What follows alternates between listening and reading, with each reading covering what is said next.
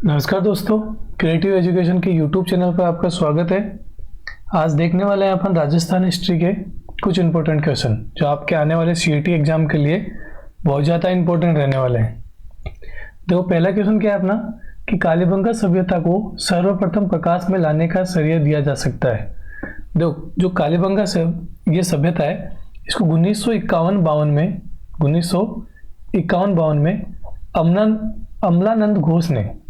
अमलानंद घोष ने प्रकाश में लेके आए। ठीक है। इसके बाद में 1961-62 में बीबी लाल और बी.के. थापर ने यहाँ उत्खनन का क्या किया, कार्य किया। ठीक है। तो जो सर्वप्रथम लाने का श्रेय दिया जा सकता है वो किसको दिया जाएगा, अमलानंद घोष को। और हाँ, ये कालीबंगा जो सभ्यता है ये कहाँ पे है, हनुमानगढ़ जिले में। कहाँ पे है, हनुमानगढ़ जिले में। ठीक है। घग्गर नदी के किनारे पे बसा हुआ है। कालीबंगा का मतलब होता है काली चूड़ियाँ। ठीक है। सर्वप्रथम जूते हुए खेतों के जो साक्ष्य मिले वो यहीं से मिले थे। ठीक है। तो नेक्स्ट क्वेश्चन देखते हैं।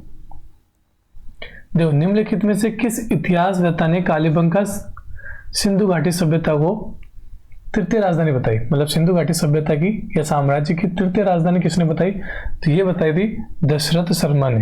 किसने बताई थी, दशरथ शर्मा ने।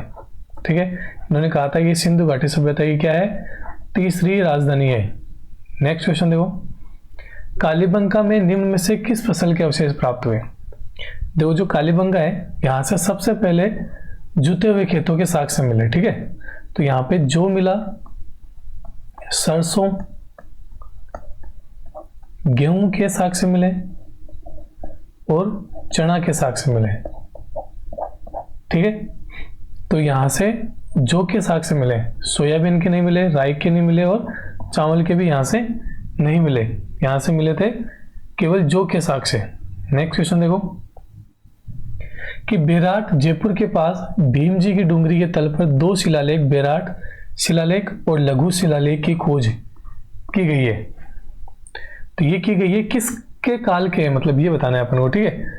तो ये जो है, देखो, चालुक्य के नहीं है, मुगल के नहीं है, अशोक के हैं, राठौड़ के तो है ही नहीं। तो ये किससे हैं, अशोक के। अशोक के काल के जो शिलालेख है वो यहाँ से बेराट सभ्यता से मिले, बेराट सभ्यता से मिले हैं। नेक्स्ट क्वेश्चन देखो कि पुरातत्व स्थल गिलुंड्स का संबंध है। देखो, ये जो गिलुंड है ये है नवपाषाणिक संस्कृति। क्या है, नवपाषाणिक संस्कृति। ये किस जिले में आती है, तो ये आती है राजसमंद जिले में। कौन से जिले में, राजसमंद में। ठीक है, राजसमंद में आती है। और इसकी जो खोज है वो यह उत्खनन जो है बीबी लाल द्वारा कराया गया था। इसके द्वारा, बीबी लाल द्वारा 1957-58 के अंदर। ठीक है। और यहाँ पे जो ये गिलुंड सभ्यता है ये बनास नदी के किनारे बनी हुई है और यहाँ पे पक्की ईंटों का प्रयोग हुआ है। पक्की ईंटों का प्रयोग हुआ है। ठीक है। सबसे ज्यादा पक्की ईंटों का प्रयोग यहीं पे किया गया है। और यहाँ पे काले और लाल मर्तबांड मिले, काले वह लाल मर्तबांड। ठीक है। आहड़ युगीन सभ्यता का ये प्रसार है कि जो आहड़ की सभ्यता था उसी का एक प्रसारिक रूप ये है। ठीक है। और कौन सी नदी के किनारे पर है, बनास नदी के किनारे पर। नेक्स्ट क्वेश्चन देखो कि राजस्थान राज्य के पुनर्गठन से पूर्व सर्वप्रथम सन 1934 में ताम्र सामग्री से प्राप्त स्थान परबतसर तहसील का है। तो यह कुरेड़ा स्थान। कौन सा है, कुरेड़ा। पुनर्गठन से पूर्व में सन 1934 में यहाँ पर ताम्र सामग्रियां प्राप्त हुई थी। और ये कुरेड़ा कहाँ पे है, परबतसर तहसील में। परबतसर में कहाँ पे है, परबतसर में, जो कि नागौर जिले में है। जो कि नागौर जिले में है। परबतसर में क्या लगता है, पशु मेला लगता है, तेजा जी का मेला लगता है ना। नेक्स्ट क्वेश्चन देखो, किस जिले में बालातल सभ्यता स्थित है। तो बालातल सभ्यता किस जिले में स्थित है, उदयपुर में है। उदयपुर की वल्लभनगर तहसील में। कौन सी तहसील में? वल्लभनगर तहसील में। और जो इसका जो उत्खनन कराया था वो कराया था वीएन मिश्र ने, वीएन मिश्र के नेतृत्व में। ठीक है, यहाँ पर 11 कमरों वाले एक विशाल भवन भी प्राप्त हुए। 11 कमरों वाले, 11 कमरों वाले। ठीक है, और यहाँ से बुना हुआ वस्त्र प्राप्त हुए, बुना हुआ वस्त्र प्राप्त हुए, वस्त्र प्राप्त हुए हैं। कृषि और पशुपालन के भी यहाँ पे साक्ष्य मिले, शिकार के भी साक्ष्य मिलते हैं यहाँ पे, और 400 वर्ष पुराने कंकाल भी मिलता है। 4000 वर्ष पुराना कंकाल भी यहाँ से प्राप्त होता है। नेक्स्ट क्वेश्चन देखो, 11 कमरों वाले विशाल भवन राजस्थान के किस सभ्यता स्थल में पाया जाता है? तो ये पाया जाता है बालाथल उदयपुर में, बालाथल उदयपुर में। दुर्गीकरण के साक्ष्य भी बालाथल से ही प्राप्त होते हैं, ध्यान रखना। निम्नलिखित में से किसने बालाथल का उत्खनन कराया? अभी देखा था वीएन मिश्र ने। किसने? वीएन मिश्र ने करवाया था। कब कराया था? लगभग 1993 के अंदर, 1993 के अंदर कराया था। ठीक है, नेक्स्ट क्वेश्चन देखो, वह स्थान जिसमें प्राचीन भारत का टाटानगर कहा जाता है, वह स्थान जिसने प्राचीन भारत का टाटानगर कहा जाता है, तो ये कहा जाता है रेड सभ्यता। वो कौन सी सभ्यता? वो रेड सभ्यता। कहाँ पे है ये? टोंक में। कहाँ पे है? टोंक में। एशिया का अब तक का सबसे बड़ा सिक्कों का भंडार यहीं पे मिला है। सिक्कों का भंडार क्या मिला है? यहीं पे मिला है। ठीक है, दयाराम साहनी ने, दयाराम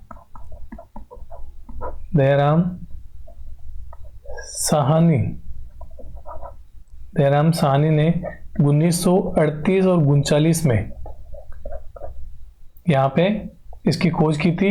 और केदारनाथपुरी ने, किसने? केदारनाथपुरी ने यहाँ पे उत्खनन किया 38 से 40 के बीच में। नेक्स्ट क्वेश्चन देखो,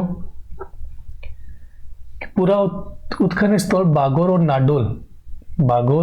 नाडोल क्रम से किन जिलों में स्थित है? तो देखो, बागोर तो है भीलवाड़ा में। बागोर कहाँ है? भीलवाड़ा में। कहाँ पे? भीलवाड़ा। और नाडोल कहाँ पे है? यह है पाली में। नाडोल में चौहानों की कुल देवी का मंदिर है, ध्यान रखना। ठीक है, तो ये हो जाएगा भीलवाड़ा और पाली में। नेक्स्ट क्वेश्चन देखो, निम्नलिखित में से किस स्थल पर जाखम बाबा प्रतिमा प्राप्त हुई है? तो देखो, जो जाखम बाबा की प्रतिमा है वो प्राप्त हुई है नोहे से। कहाँ से? नोहो। ये कहाँ पे है? भरतपुर में है। कहाँ पे है? भरतपुर के अंदर है। ठीक है, और ये 1963 और 64 के अंदर प्राप्त हुई। इसका जो उत्खनन कराया था वो कराया था रतन चंद्र अग्रवाल ने। किसने कराया था? रतन चंद्र अग्रवाल ने। ठीक है, और यहां से जब खुदाई कराई गई थी तो 16 रिंगवेल मिली थी। 16 रिंगवेल। नेक्स्ट क्वेश्चन देखो, गोसुंडी अभिलेख भाषा में लिखे गए हैं। जो गोसुंडी अभिलेख है ये किस भाषा में लिखे गए हैं? तो ये लिखे गए हैं संस्कृत भाषा में। कौन सी भाषा में लिखे गए? गोसुंडी शिलालेख, जो कि चित्तौड़गढ़ से पाया गया था। कहाँ पे? चित्तौड़ में, चित्तौड़गढ़ में।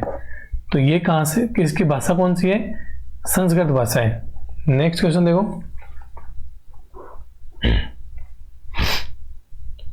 गोसुंडी शिलालेख निम्न में से किस लिपि में लिखा गया था? गोसुंडी जो शिलालेख है वो ब्राह्मी लिपि में लिखा गया था। कौन सी लिपि में? ब्राह्मी लिपि में। ठीक है, ब्राह्मी लिपि के अंदर लिखा गया है, ध्यान रखना। और भाषा कौन सी थी? संस्कृत भाषा थी। और जो शिलालेख का सर्वप्रथम D.R. भंडाकर द्वारा पढ़ा गया था। पढ़ा किसके गया था? कि डॉक्टर D.R. भंडाकर द्वारा इस लिपि को पढ़ा गया था सबसे पहले। नेक्स्ट क्वेश्चन देखो कि 17वीं शताब्दी की रचना राज प्रशस्ति महाकाव्य की रचयिता है। तो ये है रणछोड़ भट्ट। कौन है? रणछोड़ भट्ट। 1676 के अंदर राज प्रशस्ति लिखी गई थी महाराणा राज सिंह के समय में। महाराणा राज सिंह के समय में, मेवाड़ के राजा थे महाराणा राज सिंह। इनके सभ्य जो मुगल काल का जो राजा था वो था औरंगजेब। ठीक है। और ये जो है 25 काले पत्थर की बड़ी बड़ी शिलालेख पर संस्कृत के 24 सर्गों में उत्तीर्ण है, जिसमें 1106 श्लोक हैं। कितने श्लोक हैं? 1106 श्लोक हैं। ठीक है। आगे देखो, किस शिलालेख या प्रशस्ति मुगल मेवाड़ संधि का वर्णन करती है? तो ये राज सिंह प्रशस्ति करती है, जो कि 1676 में लिखी गई थी। ठीक है। नेक्स्ट देखो, बिजोलिया अभिलेख किस वंश के इतिहास की जानकारी का महत्वपूर्ण साधन है? ये जो बिजोलिया शिलालेख अभिलेख है, ये है चौहानों का। इनका चौहान वंश की जानकारी का क्या है? एक प्रमुख महत्वपूर्ण साधन है। और जो ये बिजोलिया अभिलेख है, ये भीलवाड़ा से मिला है। कहाँ पे मिला है? भीलवाड़ा। भीलवाड़ा में पार्श्वनाथ मंदिर है, उसकी एक चट्टान पर उत्तीर्ण है। ठीक है। और ये जो है सांबर के और अजमेर के चौहानों का वर्णन करता है। सांबर के और अजमेर के चौहानों का वर्णन करता है। और इसी जो ये है अभिलेख है, इसी से ये पता चलता है कि विग्रहराज चतुर्थ ने, विग्रहराज फोर्थ ने दिल्ली को अपने अधीन किया था। दिल्ली को अपने अधीन किया था। ठीक है। तो अगला क्वेश्चन देखते हैं। अगला क्वेश्चन क्या है? वह कौन सा शिलालेख है जिसे ज्ञात होता है कि विग्रहराज चतुर्थ ने दिल्ली को अपने अधीन किया था? तो कौन सा अभिलेख? अभी आपने देखा, बिचौलिया अभिलेख है। ठीक है। नेक्स्ट क्वेश्चन, निम्न में से कौन सा शिलालेख चौहान राजवंश की वंशावली के बारे में जानकारी उपलब्ध कराता है? ये भी देखा ही है अपन ने, बिचौलिया शिलालेख। देखो क्लास को पूरा देखिएगा, क्लास बहुत बेहतरीन रहने वाली है और आपके एग्जाम के लिए तो बहुत ज्यादा जरूरी रहने वाली है। ठीक है। नेक्स्ट क्वेश्चन देखो, आबू के अभिलेख के लेखक कौन है? जो आबू है उसके अभिलेख के लेखक कौन है? तो कौन है? सुखचंद्र। कौन है? सुखचंद्र। ये है आबू के अभिलेख के लेखक। नेक्स्ट क्वेश्चन देखें। देखो 750 से 1000 ईस्वी के दौरान राजस्थान में अधिकांश उत्तरी भारत पर निम्नलिखित में से किनका शासन था? तो देखो 700 से 1000 ईस्वी पूर्व के बीच में अगर देखें तो यहां पर प्रतिहारों का शासक था। किसका शासन था? प्रतिहारों का। तो यहां पे ऑप्शन नंबर क्या हो जाएगा? 4 बिल्कुल सही हो जाएगा। नेक्स्ट क्वेश्चन देखो, प्रतिहार शासक ने रोहिल निधि के नाम से जाना जाता था। रोहिल निधि के नाम से किसको जाना जाता था? तो ये जाना जाता था हरिश्चंद्र को। किसको? हरिश्चंद्र को। ठीक है। जो कि क्या है? प्रतिहार शासकों का संस्थापक। ठीक है। नेक्स्ट क्वेश्चन देखें। प्रतिहारों की कौन सी शाखा सर्वाधिक पुरातन मानी जाती है? तो सर्वाधिक जो सबसे पुरानी है वो मंडोर शाखा है। कहाँ पे है? मंडोर शाखा, जिसको सबसे पुरानी सभ्यता वो शाखा मानी जाती है प्रतिहारों की। नेक्स्ट क्वेश्चन देखो, प्रतिहार वंश की मंडोर शाखा के किस शासक ने अपनी राजधानी मंडोर से मेड़ता स्थानांतरित की? तो देखो ये था नागभट्ट प्रथम। कौन था? नागभट्ट प्रथम था। पहले इनकी राजधानी कहाँ हुआ करती थी? मंडोर हुआ करती थी। फिर यहां से कहां पे स्थापित कर दी? मेड़ता स्थापित कर दी। यहां से मेड़ता स्थापित कर दी। और ध्यान रखना कि जालोर को भी राजधानी बनाई थी किसने? इसी महेंद्र भट्ट प्रथम ने। तो ऑप्शन नंबर यहाँ पे क्या हो जाएगा? 3 बिल्कुल सही हो जाएगा। तो आदिवराय की उपाधि किस राजपूत शासक ने धारण की? तो ये की थी महिर भोज ने। किसने कही थी? महिर भोज ने। गुजर प्रतिहार शासक ही है एक महिर भोज, और इसका जो शासनकाल था 836 से लेके 885 के बीच में रहा था। महिर भोज ने और भी बहुत सारी उपाधियां धारण की थी, जैसे प्रभास की उपाधि। किसकी? प्रभास की। और इसकी जो ये जो उपाधि है, इसकी ये ग्वालियरी प्रशस्ति में महिर भोज की देन है। मतलब जो ग्वालियर जो प्रशस्ति है ये भी इसी ने लिखा है, ध्यान रखना। ग्वालियर प्रशस्ति। नेक्स्ट क्वेश्चन देखो, गुर्जर प्रतिहारों की राजधानी कौन सी थी? तो देखो गुर्जर प्रतिहारों की जो राजधानी थी वो कौन सी थी? ये थी पीलो मोलो। कौन सी थी? पीलो मोलो। एक देखो, हाँ पीलो मोलो इनकी राजधानी थी। ठीक है, आगे देखो, ललित विग्रह के रचयिता सोमदेव ने किस चौहान शासक के दरबार में थे? तो जो ललित विग्रह राज थे के रचयिता सोमदेव, ये किसके शासनकाल में थे? विग्रहराज चतुर्थ के, जिनका नाम बिसल देव भी है। ठीक है, नेक्स्ट क्वेश्चन देखो, अभयराज के वंशक विजयराज चतुर्थ द्वारा रचित प्रसिद्ध नाटक का नाम था हरिकेली। क्या था? हरिकेली। इसी नाटक का जो रूपांतरण कराया था या दीवारों पर अंकित कराया था वो 2.5 दिन के झोपड़े पर, 2.5 दिन के झोपड़े पे। ठीक है, नेक्स्ट क्वेश्चन देखो, चौहान शासक जो कवि बांधव के रूप में जाना जाता है, तो जो कवि बांधव था उसको भी किस? विग्रहराज चतुर्थ को ही जाना जाता है, विग्रहराज चतुर्थ को। नेक्स्ट क्वेश्चन देखो, रणथंभौर के शासक हमीर चौहान किस वर्ष दिल्ली के सुल्तान जलालुद्दीन खिलजी की सेना के साथ में प्रथम बार मुठभेड़ हुई? तो देखो ये हुई थी 1290 में, 1290 के अंदर हुई थी, जब जो जलालुद्दीन था दिल्ली के शासक और रणथंभौर का शासक कौन था? हमीर देव। ठीक है, और यहाँ पे इन्होंने जाहिन पे कब्जा कर लिया था। जो जाहिन दुर्ग है यहाँ पे क्या कर लिया था? आक्रमण करके यहाँ पे कब्जा कर लिया था। और यहाँ से फिर बाद में कहाँ पे? ये रणथंभौर पे अटैक करने गए थे, रणथंभौर पर अटैक गए थे। ठीक है, नेक्स्ट क्वेश्चन देखो, जालोर के चौहान शासक में से कौन से दिल्ली के किसी सुल्तान के आक्रमण का सामना नहीं करना पड़ा? तो ये था चाचिक देव को, चाचिक देव को कभी भी किसी भी सुल्तान के द्वारा आक्रमण का सामना नहीं करना पड़ा था। नेक्स्ट क्वेश्चन देखो, अंग्रेजों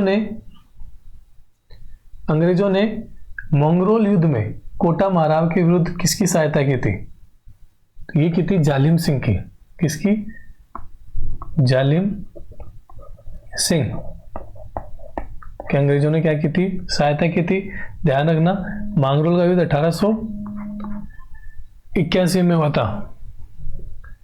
ठीक है, और किन किन के बीच में होता? कोटा माराव किशोर सिंह, कोटा के तो थे किशोर सिंह,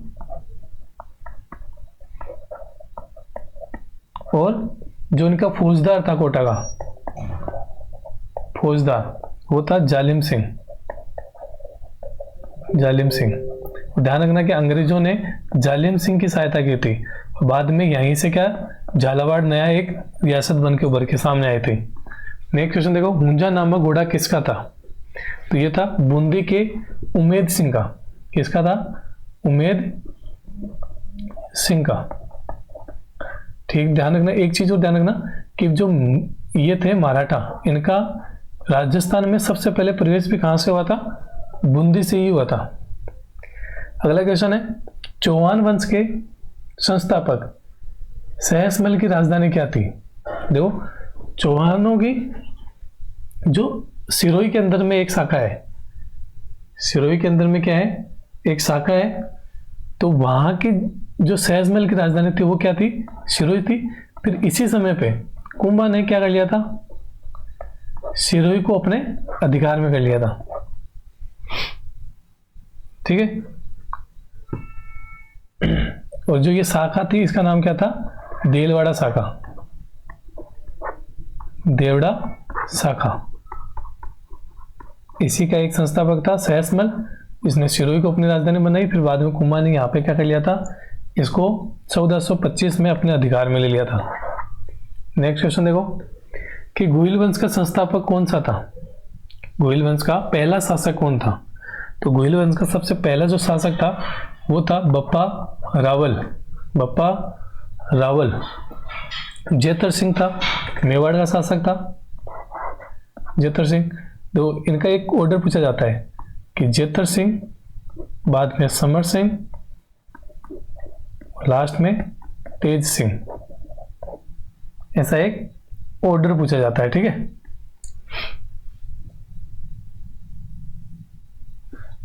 तो ध्यान रखना कि जेतर सिंह और यहाँ पे तेज सिंह आएगा। यहाँ पे क्या आएगा? तेज सिंह, बाद में समर सिंह, और समर सिंह के बाद में आए थे रावल रतन सिंह। रावल रतन सिंह, ध्यान रखना, इस समर सिंह से खिजरा वसूला था हमीरदेव चौहान ने, हमीरदेव चौहान ने। नेक्स्ट क्वेश्चन देखो, विषम घाटी पंचानन की संज्ञा मेवाड़ के किस शासक को दी जाती है? तो ये दी जाती है राणा हमीर को। किसको? राणा हमीर को। ये सिसोदा गांव का था। औरंगजेब से ये जो अलाउद्दीन खिलजी था, जब रतन सिंह के समय में चित्तौड़ पर आक्रमण करता है, तो बाद में हमीर ही एक ऐसा राजा था जिसने चित्तौड़ को वापस अपने अधिकार में लिया था और वह पुनः मेवाड़ में गुहिलों को, या फिर यहां से क्या लग दिया, सिसोदिया वंश की स्थापना कर दी। सिसोदिया वंश की, सिसोदा गांव का था इसलिए सिसोदिया वंश हो गया, वरना शाखा तो हुई थी। नेक्स्ट क्वेश्चन देखो, मेवाड़ के किस शासक के समय जावर में चांदी की खानें प्रारंभ हुई? तो ये राणा लाखा के समय में, राणा लाखा के समय। इलाका वही है हंसाबाई वाला, ठीक है, हंसाबाई वाला। इसका एक पुत्र था चुंडा, जिसने प्रतिज्ञा ली थी कि वह आजीवन विवाह नहीं करेगा या राजा नहीं बनेगा। क्या नहीं बनेगा? राजा नहीं बनेगा, विवाह तो करेगा अगर। इसीलिए इस चुंडा को क्या कहा जाता है? मेवाड़ का पितामह भीष्म कहा जाता है, पितामह भीष्म कहा जाता है। नेक्स्ट क्वेश्चन देखो, सूर्ण प्रबंधन के लेखक है। सूर्ण प्रबंधन के लेखक कौन है? इसके लेखक है राणा कुंभा। कौन है? राणा कुंभा। नेक्स्ट क्वेश्चन देखो, हल्दी घाटी के युद्ध के पश्चात महाराणा प्रताप ने मुगलों के विरुद्ध कहां से प्रतिरोध जारी रखा? तो देखो, जब हल्दी घाटी का युद्ध था तो इसके पश्चात जो महाराणा प्रताप थे, महाराणा प्रताप जो थे, इन्होंने अपनी राजधानी कहाँ बनाई थी? राजधानी चाउंड में बनाई थी। कहाँ पे? चाउंड में। ठीक है, तो यहां से चाउंड से क्या रखा उन्होंने? इनके विरुद्ध प्रतिरोध जारी रखा। बाद में दिव्य जैसे युद्ध भी हुए थे जिनमें इनकी विजय हुई थी। नेक्स्ट क्वेश्चन देखो, बादशाह ने मेवाड़ के राणा को आपस में समझौते के अधीन किया है, ना कि बल से। ये किसका अधीन है? मतलब कि बादशाह ने, जो अकबर था, वो मेवाड़ के राणा को आपस में समझौते के अधीन से किया है, ना कि बल से। ये जो था सर टॉमस रो का, सर टॉमस रो का कथन है। क्या कथन है? सर टॉमस रो का। ठीक है, ध्यान रखना कि अमर सिंह ने बाद में कर्ण सिंह के कहने पर, उनके सामंतों के कहने पर जागीर के साथ समझौता किया था। ठीक है, निम्नलिखित में किस राजपूत शासक द्वारा औरंगजेब के विरुद्ध विद्रोह किया गया था? देखो, जब औरंगजेब था दिल्ली का शासक, तब जब मेवाड़ में जो शासक था, मेवाड़ में जो शासक था वो राज सिंह था। कौन था? राज सिंह। ये इन्होंने क्या कहता है, इनका विरोध किया था हमेशा। क्या कहता है? इनका विरोध किया था। और एक जो चारुमती वाला चीज भी हुई थी यहाँ पे, चारुमती वाली, चारुमती कौन थी? किशनगढ़ की राजकुमारी थी, किशनगढ़ की। ठीक है, और रूप सिंह की पत्नी, रूप सिंह की बेटी थी ये, रूप सिंह की बेटी थी। और इस चारुमती का जो भाई था वो कौन था? मान सिंह। कौन था? मान सिंह। औरंगजेब के दबाव में आके चारुमती के विवाह के लिए राजी हो जाता है, लेकिन बाद में चारुमती ने इसका विरोध किया था और राणा जो राज सिंह थे, महाराणा राज सिंह, इनके पास एक संदेश भेजा था। फिर राज सिंह ने इनसे विवाह किया था, जिसमें जैसे यहाँ से शक्ति सिंह जो गए थे, इनकी राजनीति एक सहल कंवर जिन्होंने शीश काट के दिया था निशाने के तौर पर। ठीक है, नेक्स्ट क्वेश्चन देखो। औरंगजेब द्वारा जजिया कर लगाने पर किस शासक ने पत्र लिखकर विरोध किया? और जब औरंगजेब ने जजिया कर लगाया था तो इसका विरोध किसने किया था? राज सिंह ने। क्योंकि जो ये जजिया कर था वो एक धार्मिक कर था जो गैर मुस्लिम लोगों से वसूला जा रहा था। ठीक है, तो इसीलिए धर्म के रक्षक होने के नाते राज सिंह ने इसका क्या किया? विरोध किया था। नेक्स्ट क्वेश्चन देखो। मेवाड़ के महाराणा राज सिंह द्वारा किस राजकुमारी के साथ विवाह करने के कारण औरंगजेब उनसे नाराज था? तो ये था चारुमती से। किससे? चारुमती से। चारुमती से ये उसकी इच्छा के विरुद्ध शादी करना चाहता था। नेक्स्ट क्वेश्चन देखो। डूंगरपुर राज्य में गोहिल राजवंश संस्थापक कौन था? डूंगरपुर में जो गोहिलों की एक राजवंश है उसका शासक कौन था? तो इसका शासक था सामंत सिंह। कौन था? सामंत सिंह। शानदार क्वेश्चन है, रिपीट होने वाला क्वेश्चन है, ध्यान रखना। नेक्स्ट क्वेश्चन देखो कि जयपुर के संस्थापक महाराजा जय सिंह द्वितीय के पिता थे। तो जो जय सिंह है, जय सिंह, इनके पिता का नाम था बिशन सिंह। क्या था? बिशन सिंह। ठीक है, नेक्स्ट क्वेश्चन देखो। ब्रिटिश साम्राज्य के किस सदस्य के स्वागत में जयपुर शहर को 1876 में गुलाबी रंग से रंगवाया गया था? देखो, पहली बात तो ये रंगवाया किसने था? तो ये राम सिंह द्वितीय ने रंगवाया था। राम सिंह द्वितीय ने। ठीक है, और किसके? प्रिंस अल्बर्ट एडवर्ड के कारण। जब प्रिंस अल्बर्ट एडवर्ड यहाँ पे भारत में आ रहे थे तब इन्होंने क्या किया था? जयपुर शहर में उनका स्वागत करने के लिए पूरे जयपुर शहर को गुलाबी रंग से रंगवा दिया था। नेक्स्ट क्वेश्चन देखो। 1585-86 में किस राजपूत शासक को 5000 मनसब का प्राप्त हुआ? देखो, 5000 मनसब जो प्राप्त हुए थे वो तो सवाई मान सिंह को। सवाई मान सिंह को। लास्ट में 1605 में अकबर ने इसकी 7000 की मनसबदारी कर दी थी, लेकिन बाद में जहांगीर ने इसको वापस से कम कर दिया था। ठीक है, तो अभी के लिए इसका आंसर क्या हो जाएगा? राजा मान सिंह। नेक्स्ट क्वेश्चन देखो। उन दो सरदारों के नाम बताओ जिन्हें अकबर के समय 7000 की मनसबदारी प्राप्त हुई। तो एक तो अभी अपने देखा, कौन था? मान सिंह। एक तो मान सिंह था और एक था कोका अजीज। इन दोनों को 1605 के अंदर क्या मिली थी? 7000 की मनसबदारी प्राप्त हुई थी। नेक्स्ट क्वेश्चन देखो। छत्रपति शिवाजी को पुरंदर की संधि 1665 में हुई थी। पुरंदर की संधि करने हेतु विवश करने वाले शासक थे। तो ये थे जयपुर के, ये थे मिर्जा राजा जय सिंह। मिर्जा राजा जय सिंह, इन्हीं का एक पुत्र था राम सिंह, जिन्होंने बाद में यहाँ को जो शिवाजी थे इनको फल की टोकरियों में या फूलों की टोकरी में बैठाकर रिहा करवाया था, भागने में वापस हेल्प की थी उनकी। हिंदी का प्रसिद्ध विद्वान नेता बिहारी किसके दरबार में? मतलब हिंदी के जो प्रसिद्ध विद्वान है बिहारी किसके दरबार में थे? तो ये थे मिर्जा राजा जय सिंह के दरबार में। किसके दरबार में थे? मिर्जा राजा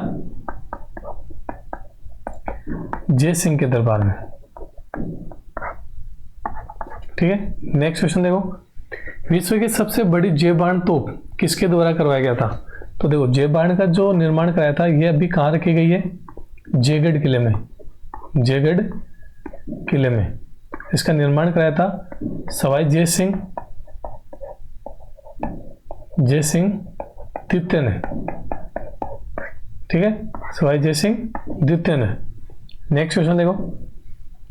महारानी अमर कुंवरी किस बूंदी नरेश महाराज बुद्ध सिंह की पत्नी थी और वह बहन थी, किसकी बहन थी? तो ये थी ये जय सिंह सेकंड की, जय सिंह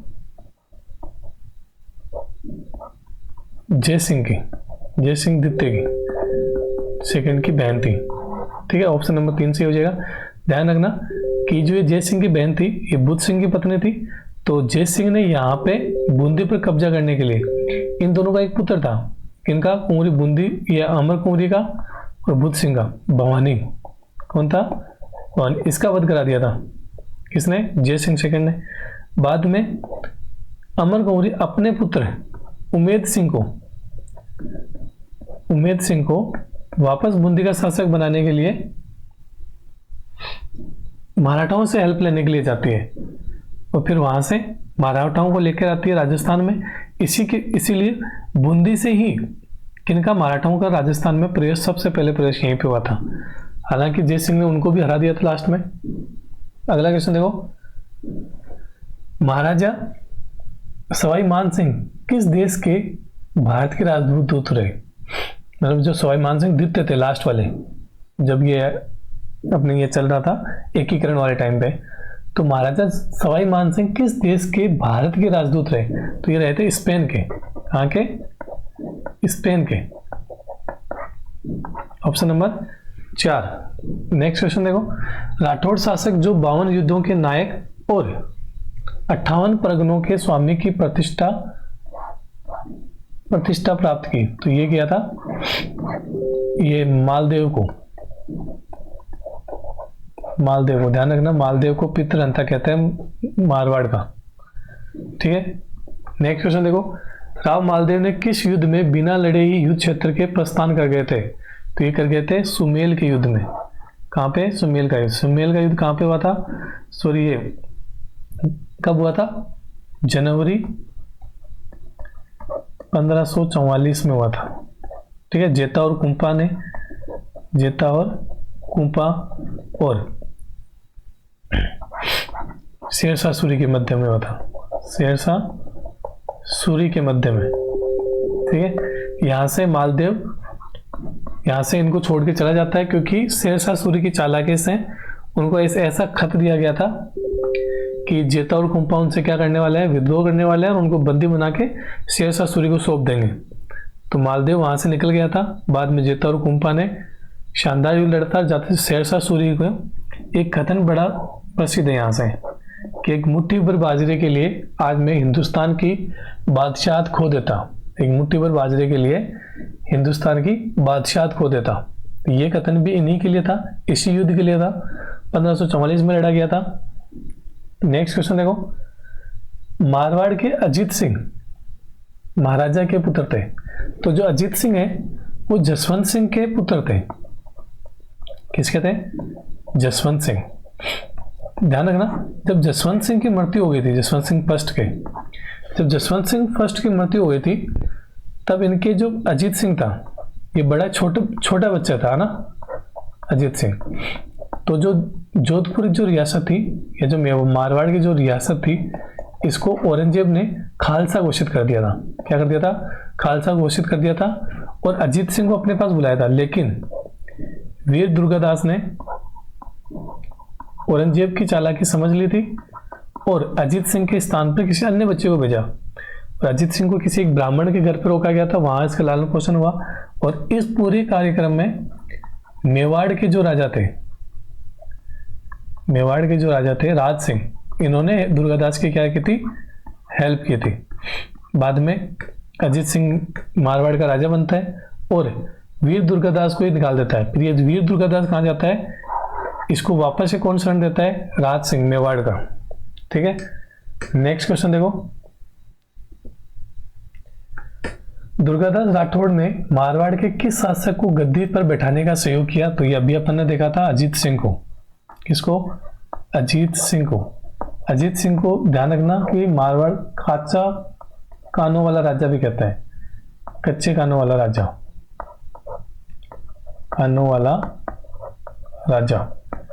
इन्होंने दुर्गादास पे शक किया था, उनको देशद्रोह कर दिया था। नेक्स्ट क्वेश्चन देखो, अकबर द्वारा राजपूत राजाओं को ऐतिहासिक दरबार का आयोजन नागौर में किस वर्ष किया गया था? तो ये किया गया था 1570 में। और बूंदी पहला राज्य था या रियासत थी जिन्होंने नागौर दरबार में अधीनता स्वीकार की थी। ठीक है, जयपुर ने पहले कर ली थी, बाद में नागौर में बीकानेर ने भी की यहाँ पे। अगला क्वेश्चन देखो, मेवाड़ और मारवाड़ की संयुक्त सेनाएं मुगलों द्वारा पराजित की गई थी। तो ये की गई थी देबारी, उदयपुर में एक जगह है देबारी, देबारी में 1980 के अंदर 1680 के अंदर औरंगजेब के समय। ठीक है, नेक्स्ट क्वेश्चन देखो आज के क्वेश्चन खत्म होते हैं यहाँ पे, अपने 60 क्वेश्चन खत्म हो गए। उम्मीद है कि आपको ये क्लास पसंद आई होगी। अगर हमारा कंटेंट आपको पसंद आ रहा है या आपको लगता है कि आपके एग्जाम के लिए उपयोगी रहने वाला है तो हमारी चैनल को सब्सक्राइब कीजिए, वीडियो को लाइक कीजिए। तब तक के लिए धन्यवाद। मिलते हैं अपन एक नेक्स्ट क्लास में।